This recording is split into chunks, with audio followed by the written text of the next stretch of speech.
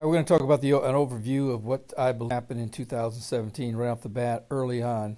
It is believed by Israeli officials that during the Paris Peace Initiative that is going to be taking place in the midway point of January, that the United States, and particularly John Kerry, the U.S. Secretary of State, is going to present a framework for the future negotiations and accord between Israel and the Palestinians. Reading from an article from Ynet, it says Kerry is expected to present this framework next month ahead of the U.S. administration change. According to the report, the framework would stipulate the establishment of a Palestinian state within the 1967 borders after land swaps that would allow 80% of Jewish settlers to remain under Israeli sovereignty.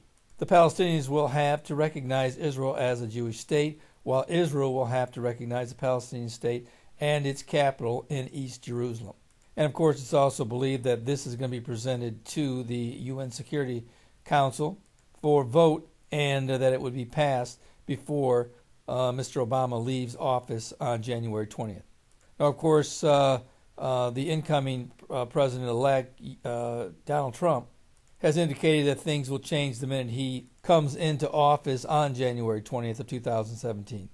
Now, in previous videos, I did indicate what Mr.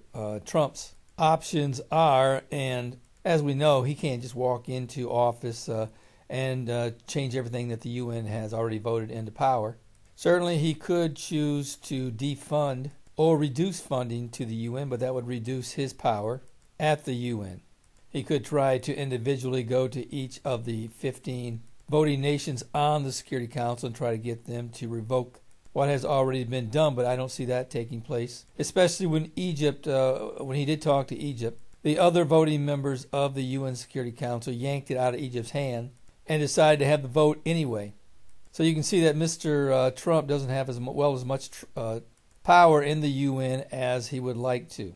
And certainly it looks like that Donald Trump is doing a tremendous amount of good before he even gets into office. But the truth of the matter is, an appearance of doing a lot of things does not equal making actual change. We'll see what happens when he actually gets in office. He's already claimed that he will get this peace accord done despite all the setbacks that have occurred over the last few days. He indicates that it'll be a lot harder to get done, but he will get it done. Now, certainly this vote by the UN Security Council changes nothing on the ground. In fact, Israel has already indicated that it will review some permits for some 600 homes in East Jerusalem on December 28. But there are concerns that the resolution being used is a legal precedent for bringing suits against Israel. And certainly has stirred up a lot of controversy with some of the nations that Israel would like to reach out to, especially some of the African nations. In fact, through this, some of the nations that Israel was supporting with aid packages has now been canceled. But one of the concerns Israel has is that they could be brought up on charges of war crimes and things of that nature that they simply would like to avoid. And also there are some signs that the next thing on the agenda for the UN is to try to get all nations around the world to boycott any products that come out of settlement areas that are in the West Bank. And there has been talk of sanctions being levied against Israel by all nations that are a part of the United Nations. And, you might want to take a look at this. Zechariah 12:3 indicates that this would be something that would happen in the last days, where the whole world would come against Jerusalem, and that Jerusalem would become a trembling cup to the world. But anyone who tries to come up against Jerusalem, the Lord says that he would crush to powder. And I think you're going to see that very much so coming to pass in the next year, where Jerusalem is going to become more and more a troublesome stone to those around the world. And it will be especially so if, in fact, Donald Trump does try to move the embassy from Tel Aviv to Israel, or to Jerusalem. Now, I should say that many presidents have promised in their campaign speeches that they would do something of this nature, move the embassy from Tel Aviv to Jerusalem, but that has simply not happened.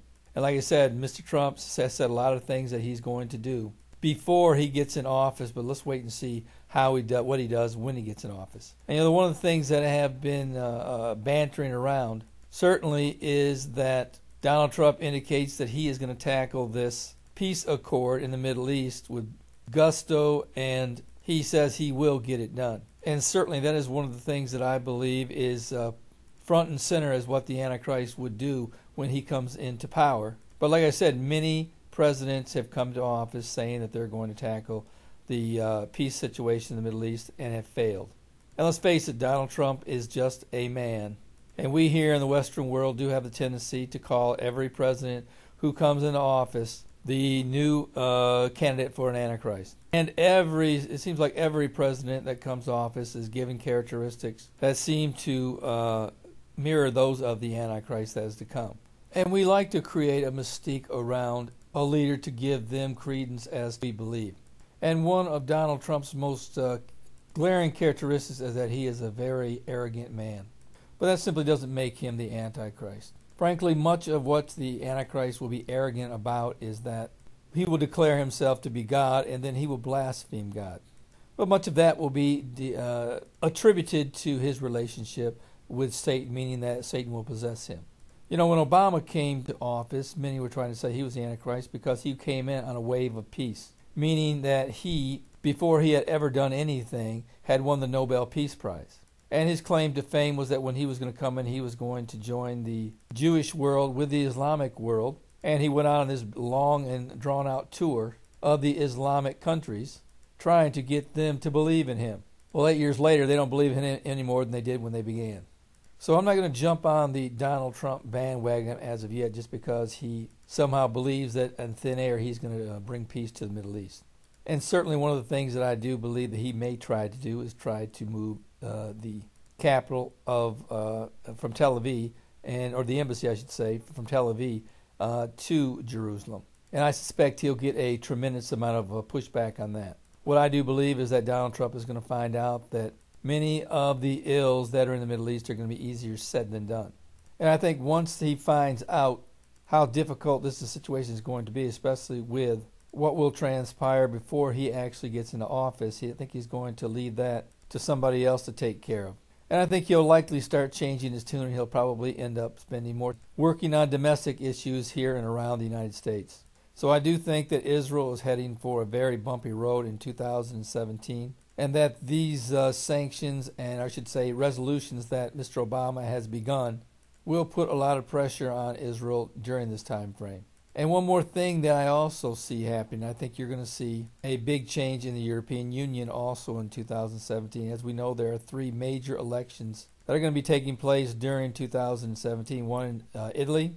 Also, there will be a French election, and also in Germany. And most analysts believe that if, in fact, these 3 nations do vote down the globalist leaders in each respective election, and that the nationalists do win, that this will be basically the demise of the Eurozone.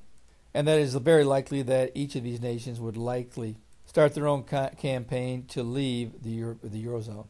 And if Germany, France, and Italy, which are the 3 largest economies in the Eurozone, were to leave and vote to leave the Eurozone, that would basically dissolve the European Union.